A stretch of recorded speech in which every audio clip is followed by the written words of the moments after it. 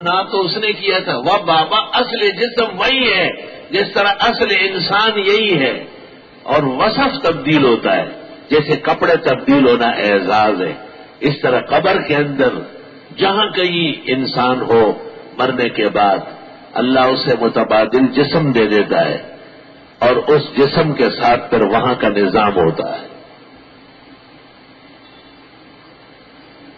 مجھے اس میں کوئی تردد نہیں ہے، کھٹکا نہیں ہے، الحمدللہ۔ اسی کو میں حیات الابدان کہتا ہوں، اسی کو میں عذاب اور راحت سمجھتا ہوں، اور اس کے ساتھ روح کا انسلاک قوی ہے۔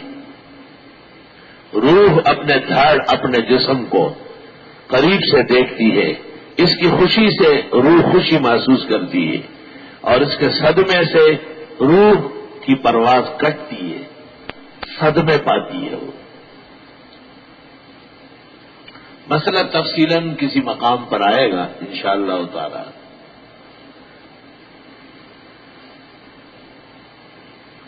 اللہ اکبر و کبیرہ۔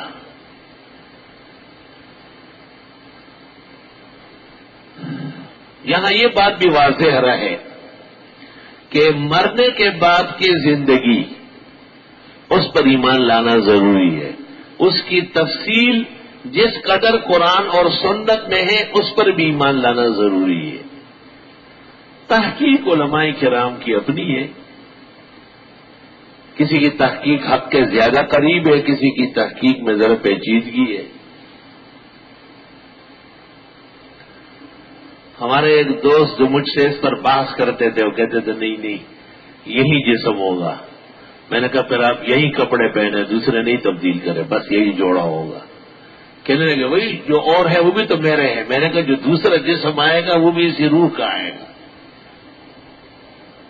تو مسجد نبوی میں بیٹھے تھے، میں نے کہا یہ مسجد وہی ہے جو پیغمبر صلی اللہ علیہ وسلم کے زمانے میں تھی؟ تو کہنے لگا اگر یہ صنعاء تک پہنچے نا یا عرفات تک پہنچے تب بھی پیغمبر کی مسجد ہے، کیوں آپ نے کہا مسجدی حاضہ وہی میری مسجد ہوگی۔ بھئی اس سے پہلے جو مسجد تھی وہ بھی احسن تھی، اب جو بڑی ہو گئی ہے اب بھی احسن مسجد ہے۔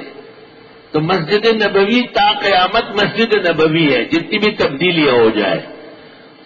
المسجد الحرام تا قیامت مسجد حرام ہے۔ تو پتہ چل گیا کہ متعلقات سے اصلیت نہیں ختم ہوتی، وہ برقرار ہوتی ہے۔ تو اصل وجود ہو اور اوصاف جسم تغیرہ و تبدلہ کا تغیر لباسنا و اصوابنا، جیسے ہم لباس تبدیل کرتے ہیں، اصل لباس ہماری عزت ہے، ہمارا شرف ہے، ہمارا ناموس ہے۔ والحمدللہ علی ھذا۔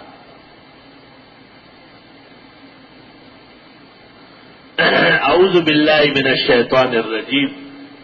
میں پناہ مانگتا ہوں اللہ تعالی کے پاس، یعنی اللہ سے، شیطان مردود کے مقابلے میں۔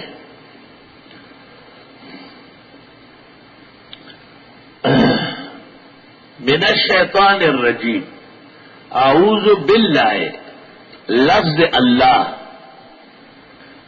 حقیقت یہ ہے کہ یہ اسم جامد ہے جو نہ کسی سے نکلا ہے اور نہ اس سے کوئی نکلتا ہے، جیسے ذات الہی کی لم یلد ولم یولد ہے، نہ اس سے کوئی پیدا ہے نہ وہ کسی سے پیدا ہے، اس طرح آپ کا نام لفظ اللہ الہ سے جیسے ادبا نے کہا ہے وہ باتیں ہیں، وہ مناسبات ہے۔ لفظ اللہ اس میں جامد ہے، نہ اس کا کوئی مشتق ہے اور نہ یہ کسی سے، نہ اس کا کوئی مصدر ہے۔ مصدر جس سے نکلتا ہے، مشتق جو نکلا ہوا ہو۔ عام طور پر آپ کیا کہتے ہیں کہ یہ کسائی نے کہا ہے۔ کس نے؟ الکتاب میں کہا ہوگا کسائی نے۔ کسائی امام محمد کا بھانجا ہے نا، اور عمر میں کہتے ہیں بڑا ہے، بانجا ماموں سے بڑا ہے۔ تو امام محمد نے کسائی کو کہا تم نحو پڑھتے ہو، فقہ نہیں پڑھتے ہو؟ کہ آدمی کو جب نحو اچھی طرح آ جائے وہ ہر علم میں ماہر ہو جاتا ہے۔ امام محمد نے کہا نحو کے آنے سے فقہ آتی ہے، ہر چیز آتی ہے۔ تو امام محمد نے کہا ایک نماز میں نمازی سے بھول ہو گئی، واجب ترک ہو گیا، سجدہ سہو کر لیا، لیکن اسی نماز میں پھر کوئی واجب ترک ہو گیا، ایسجد لسہوہ ثانیہ، دوبارہ سجدہ سہو کرے گا؟ تو کسائی نے کہا کہ لا، نہیں۔ کامن ہے نا خستہ، نحوے کے کس مسئلے سے لیا؟ کہ ان المصغر لا یصغر ثانیہ، اس میں تصغیر ایک دفعہ بنتا ہے، رجل سے رجیل بنتا ہے، رجیل سے ارجیل تھوڑا ہی بنے گا۔ امام محمد نے کہا واہ آفرین، آپ کے نحوے پر قربان جاؤ کہ اس سے فقہ نکال رہا ہے، اتنا زبردست نحوی ہے کسائی۔ لیکن نحوہ میں وہ ماموں کا شاگرد ہے، امام محمد سے پڑھا ہے۔ تفسیر زاہدی صفحہ 2 جلد اول فرماتے ہیں ای قول محمد ابن الحسن الشیبانی است، یہ امام محمد نے کہا تھا کیا کہ لفظ اللہ جامد ہے اور نہ اس کا کوئی مشتق ہے اور نہ کوئی مصدر ہے۔ تفسیر زاہدی صفحہ 2۔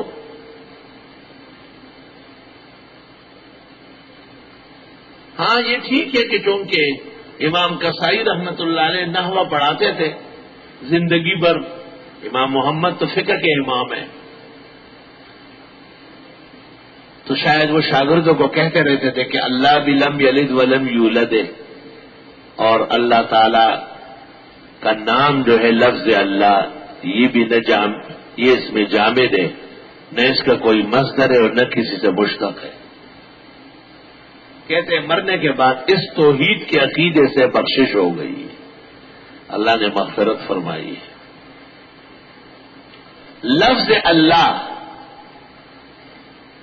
مولانا فضل الرحمان صاحب گنج مراد آبادی جیسے دیوبند کے بزرگوں کا بڑا مولانا رشید احمد گنگوئی ہے، اس طرح اس زمانے میں ایک بزرگ تھے مولانا فضل الرحمان صاحب گنج مراد آبادی، وہ شاہ عبدالعزیز کے براہ راست شاگرد تھے حدیث میں، اس نسبت میں وہ ہمارے اکابر سے پڑھے، وہ بھی ہمارے اکابر ہیں۔ تو مولانا فضل الرحمان صاحب گنج مراد آبادی طالب علموں کا سبق پڑھا رہے تھے، کوئی پنڈت آیا بیٹھا ہوا تھا، سبق سن رہا تھا، حیران ہو گئے کہ مولانا کیا پڑھا رہے ہیں، عجیب عجیب اچھی اچھی باتیں ہیں۔ اچانک کہا مولوی جی مجھے خدا سمجھا دو، اللہ کیا چیز ہے؟ مولانا یکدم دیکھتے کہا من موہن، من موہن جو تیرا دل لے، جو تیرے دل میں تصرف کرے، دل اسی کے اختیار میں چل رہا ہے، ٹاک تو پڑا ہوا کچھ بھی نہیں ہو سکتا، جی ہارٹ فیل ہو گیا اور حرکت قلب بند ہو گئی، کیوں بند ہو گئی؟ اللہ کا حکم آیا ہے۔ من موہن، پنڈت کچھ دیر بیٹھا رہا، جب درس ختم ہونے لگا حضرت سے کہا حضرت مجھے بھی طالب علم بنا ہی دو، یعنی کلمہ پڑھا، مسلمان ہو گیا۔ ہندو بڑے شور شرابہ کرنے آئے، پنڈت جی نے کہا کیا کروں، اب تک خدا ہی کو نہیں سمجھتا تھا، مولوی نے کہا من موہن، خدا کی پوری عظمت دل میں بیٹھ گئی، ہندی کا لفظ ہے من موہن۔ لفظ اللہ یہ عالم ذات ہے، اللہ تعالیٰ کا ذاتی نام ہے، بغیر اضافت کے جائز نہیں ہے۔ عبداللہ کو اللہ نہیں کہہ سکتے، تو عبد الرحمان کو بھی کہتے ہیں، رحمان نہیں کہنا چاہیے، کیونکہ قل ادعوا اللہ او ادعوا الرحمن ایما تدعوا فلہ الاسماء الحسنی۔ اللہ اکبر کبیرہ۔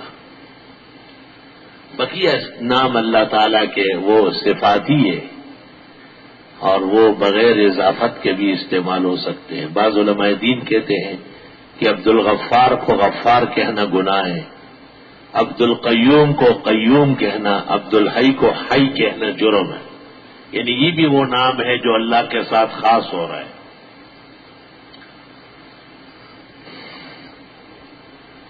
ناموں میں بہت احتیاط چاہیے اور آداب چاہیے.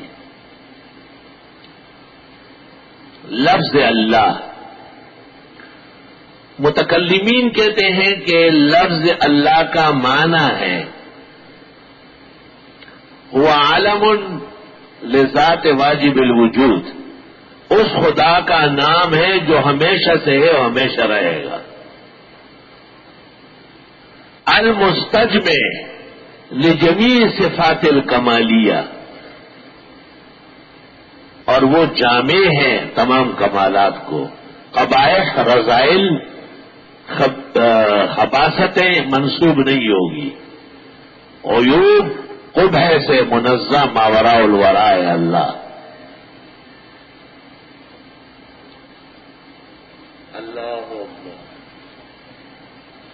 اعوذ باللہ من الشیطان الرجیم. لفظ اللہ کہنا افضل ہے، رحمان کہنا بھی، اور کوئی بھی نام عربی کا مناسب موزون تر ہے. کیا کوئی عجمہ خدا کے لیے استعمال ہو سکتا ہے؟ جیسے لفظ خدا، خداوند تعالی، کردگار، پروردگار، شہنشاہ. درست اور صحیح بات یہ ہے کہ استعمال ہو سکتا ہے، اور یہ انہی ناموں کے معانی ہے اور انہی کے مبدلات ہے. درست اور صحیح ہے. خدا، خدا، لم یلد ولم یولد کا مطلب ہے. پروردگار رب العالمین کا ترجمہ ہے. کردگار فعال لما یرید کا ترجمہ ہے. بخاری شریف کتاب التفسیر میں قل اللہم مالک الملک،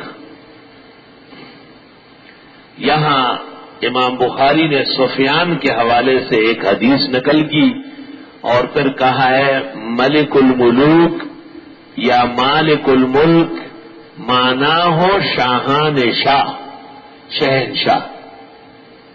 مانا ہو شاہان شاہ، شہنشاہ.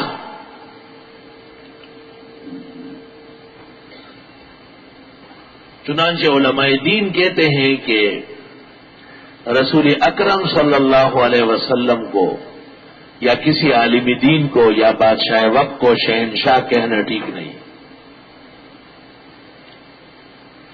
کیونکہ یہ اللہ کے نام مالک الملک کا ترجمہ ہے. طلبہ ذرا متوجہ رہے. حرمین شریفین کے ملوک و سلاطین میں فہد وہ مذکر انسان تھا جس کو یہ بات کھٹک گئی اور اس نے اعلان کیا کہ مجھے جلالت الملک نہ کہے. جلالت الملک کا معنی بھی ہے شہنشاہ. مجھے خادم الحرمین شریفین کہے. اس طرح محتمم لکھتے ہیں خادم جامعہ عربیہ سنلو. کوئی عالم لکھتے ہیں خادم الطلبہ، خادم العلوم. خادم ہونے میں خیر ہے. سید القوم خادم ہو، ہر کے خود خدمت کرد او مخدوم شد، اور ہر کے خود را دید او محروم شد.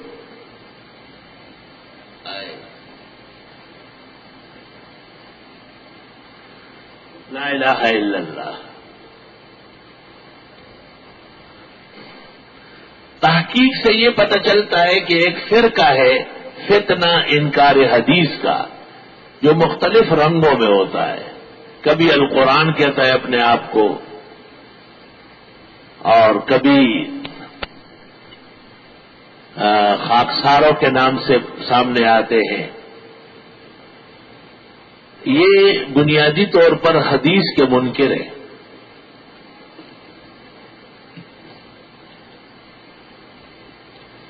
انہوں نے یہ دیکھا کہ یہ لوگ دین سے ہٹتے نہیں بالکل، کیونکہ یہ اپنے علماء کے ساتھ چمٹے ہوئے، ان کے دامن پکڑے ہوئے.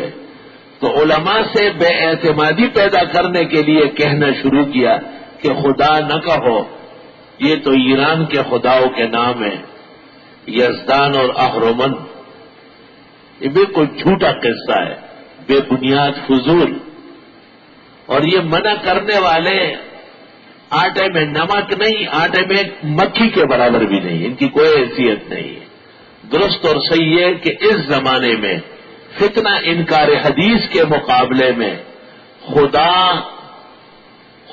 پاک، خداوند تعالی، کردگار، پروردگار، یہ اجمی الفاظ استعمال کرنا بہتر ہے۔ ردن علی منکرہ فتنۃ فی عداوت الاسلام۔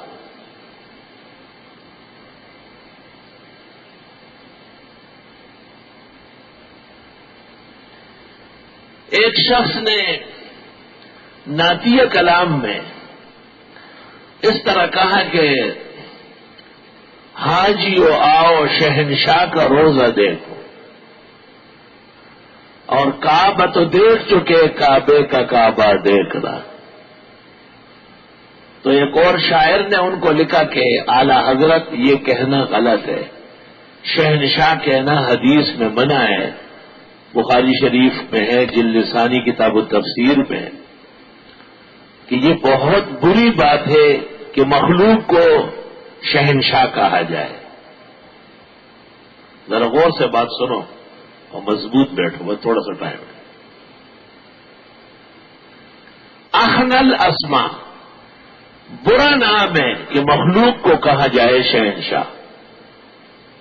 وہ ہمیں الزام دیتے نا کہ آپ لوگ ادب نہیں کرتے، تو یہ جو حضرت کو شہنشاہ کہا جا رہا ہے، اور بخاری شریف میں کہ شہنشاہ کہنا نبی کو نبی کی بے ادبی۔ کل میاں حجام جہاں موڑتا تھا اوروں کا سر، آج اسی کوچا میں خود اس کی حجامت ہو گئی۔ اور یہ ہمارے اس موقف کی تائید ہے کہ بخاری شریف نہیں پڑھی، ان کو یہ پتہ ہی نہیں ہوگا کہ اصح الکتب میں کہ بدترین نام ہے کہ کسی مخلوق کو ملک الملوک یا مالک الملک یا شہنشاہ کہہ دیا جائے، یہ نام اللہ تعالی کی شان کے لائق ہے۔ اگر شعر یوں ہوتا، حاجیو آؤ میرے شاہ کا روزہ دیکھو، اچھا تھا۔ اور کعبہ تو دیکھ چکے، کعبے کا کعبہ دیکھنا۔ رسول اکرم صلی اللہ علیہ وسلم بھی تڑپتے تھے، چاہتے تھے کسی طرح مکہ مکرمہ پہنچے اور کعبہ شریف کی زیارت کرے۔ عمرے کے لیے آپ سن 6 میں آئے، واپس کیے گئے، 8 میں مکہ فتح کیا، 10 میں حج کرنے آئے۔ رسول اکرم صلی اللہ علیہ وسلم کو حکم ہے کہ آپ نماز میں کعبے کی طرف منہ کر لیں۔ آپ کی پوری امت کو یہ تاکید ہے، اس کے باوجود آپ کو کعبے کا کعبہ کہنا بہت ہی مستبعد سی بات ہے۔ اور ایک ظالم نے بھی اس کے ترجمے میں کہا ہے کہ اہل نظر نے غور سے دیکھا تو یوں لگا، اہل نظر نے غور سے دیکھا تو یوں لگا، کعبہ جھکا ہوا ہے مدینے کے سامنے۔ یہ کسی ایسے بیتوکی کے آدمی کا شعر ہے جس نے پہلے بیتوکی کی ہے۔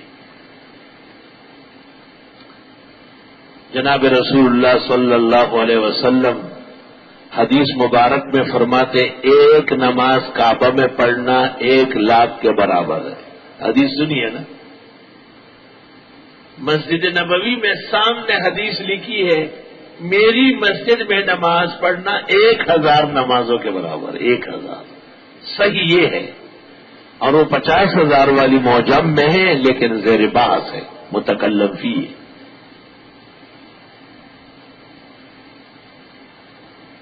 ہاں یہ ٹھیک ہے کہ آپ نے دعا فرمائی کہ خدایا، آپ کے پیغمبر ابراہیم علیہ السلام نے دعا کی اور آپ نے مکے کو حرم بنایا۔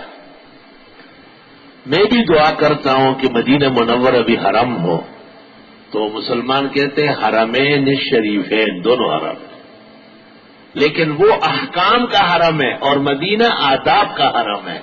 حج اور عمرہ وہیں ہوگا، مدینے میں نہیں ہو سکتا۔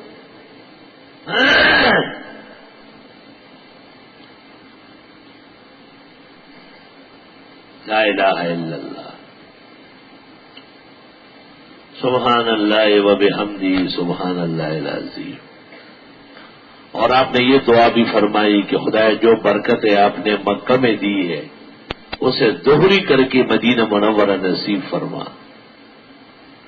یہ آپ کی دعا ہے اور ہم امید کرتے ہیں کہ اللہ نے قبول فرمائی ہے۔ اس وجہ سے جناب رسول اللہ صلی اللہ علیہ وسلم وہیں رہے، وہیں فوت ہوئے اور وہیں آپ کی زیارت گاہ بنی الی یوم القیامہ۔ آپ کے بڑے معجزات میں سے کہ آپ کی قبر موجود ہے، محفوظ ہے، اور امت جا کر سنت طریقے سے زیارت کر کے اپنی آنکھیں اور دل ٹھنڈی کرتی ہے۔ والحمدللہ علی ھذا۔ اعوذ باللہ من الشیطان الرجیم۔ شیطان شتنا یشتنو یا شیطنا اور اشتنا تشتنا مختلف ابواب سے آتا ہے، اور شتنا کے معنی ہے دریا کے کنارے کشتی کا رسی توڑنا۔ اتنا طوفان آئے کشتی بھاگے کہ رسی ٹوٹ جائے، دریا کے کنارے دیکھا ہوگا کشتیاں بندی ہوتی ہیں۔ یہ جو کشتی کی رسی ہے اس کو شیط کہتے ہیں، شیط۔ اور دریا کے کنارے کو شت کہتے ہیں، شت۔ حدیث میں ہے تم وضو کے اندر زیادتی مت کرو، وَلَوْ كُنْتُمْ عَلَى شَتِّ نَهْرٍ، اگر کہ تم نہر کے کنارے بیٹھے ہوئے ہو۔ آپ نے شاید کبھی کیماڑی جا کے دیکھا نہیں ہے، وہ بڑے بڑے جہاز کس رسیوں سے بندھے ہوتے ہیں؟ ہاں رسی دیکھیے، یہ پلر چھوٹا ہے،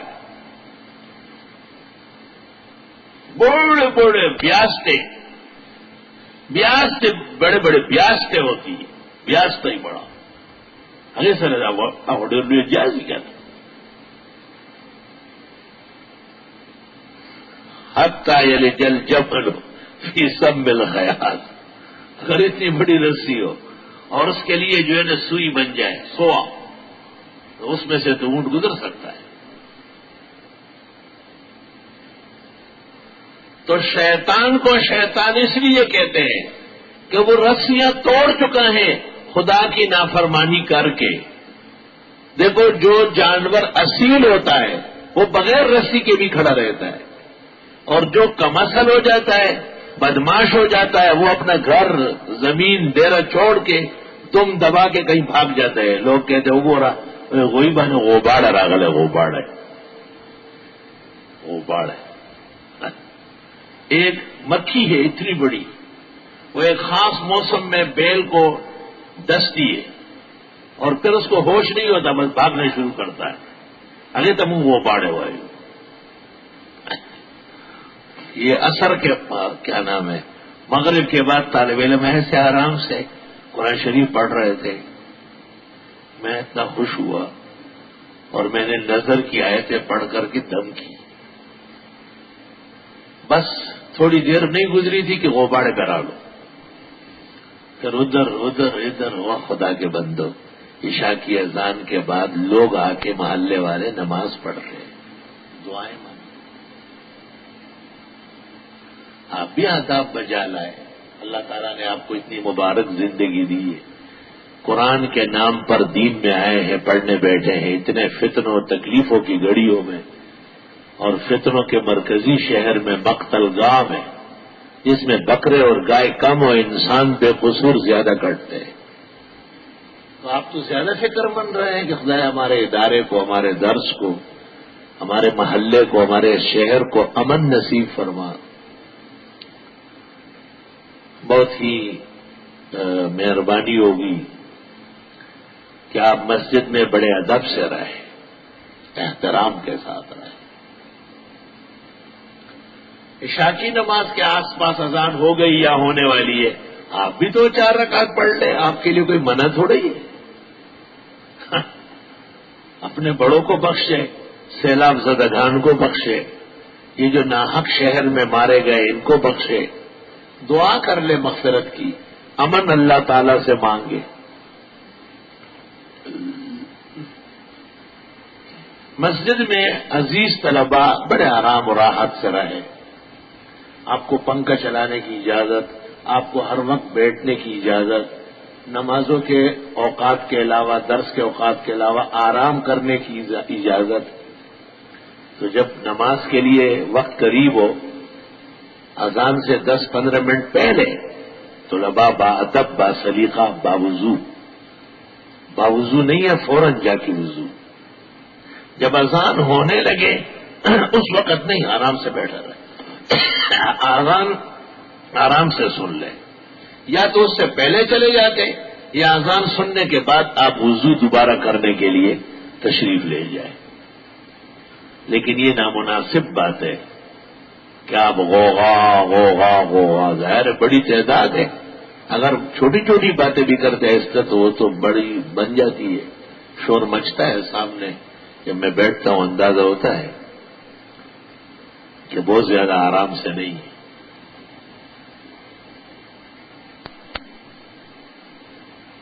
اللہ اکبر۔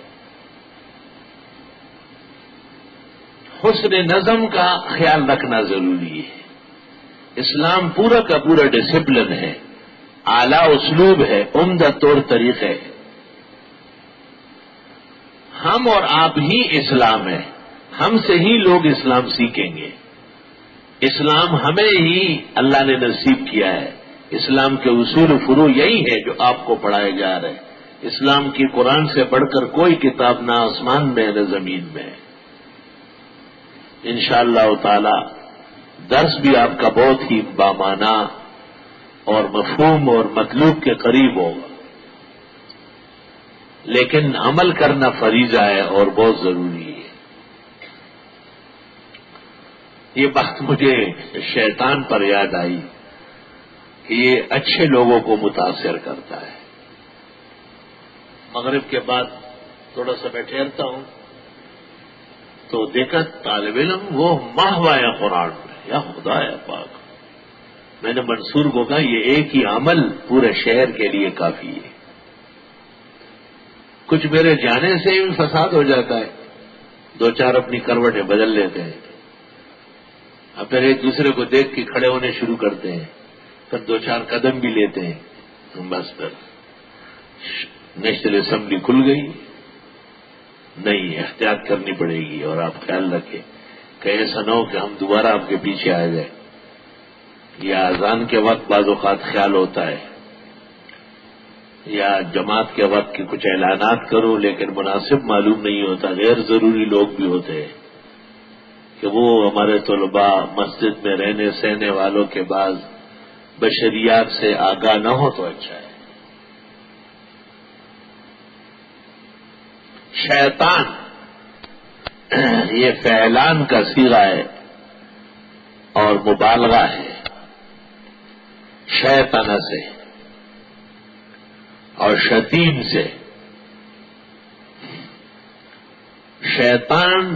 شیطان اس لیے بنا جب اس نے کہا کہ میں بگاڑوں گا، لَأَقْعُدَنَّ لَهُمْ صِرَاطَكَ الْمُسْتَقِيمَ، میں تیرے سیدھے راستے سے ہٹانے کے لیے کوشش کروں گا۔ توبہ توبہ، تیرے سیدھے راستے سے ہٹانے کی کوشش کروں گا۔ سیدھا راستہ دین کا ہے، ایمان کا ہے، توحید کا ہے۔ بے دینی، بےایمانی اور شرک اور بدعت کے راستے یہ شیطان کے راستے ہیں۔ شیطان کا اصل نام کیا ہے؟ ترمذی شریف کتاب التفسیر میں ہے کہ اس کا نام حارث ہے۔ حارث، حالف حارث، حارث، اور اس وجہ سے مناسب یہ ہے کہ یہ نام نہ رکھا جائے۔ اور وہ حدیث جس میں ہے کہ بہتر نام حارث ہے، وہ متکلم فی ہے، اس کے بعض طرق میں اعدل الاقوال ہے. اعدل بمانے اشرک، یعنی نامناسب نام. بعض بزرگ اس حدیث کو ترجیح دیتے ہیں اور ترمذی والے کو ضعیف کرتے ہیں، پھر وہ حارث کے قائل ہے. ہم عاجز اور مساکین کا خیال یہ ہے کہ نہیں، حارث نام مناسب نہیں ہے. اور یہی توجیہ تفسیر شیخ الہند میں مولانا شبیر احمد صاحب عثمانی نے فرمائی ہے کہ حارث نام شیطان کا ہے جس میں وہ پکارا جاتا تھا.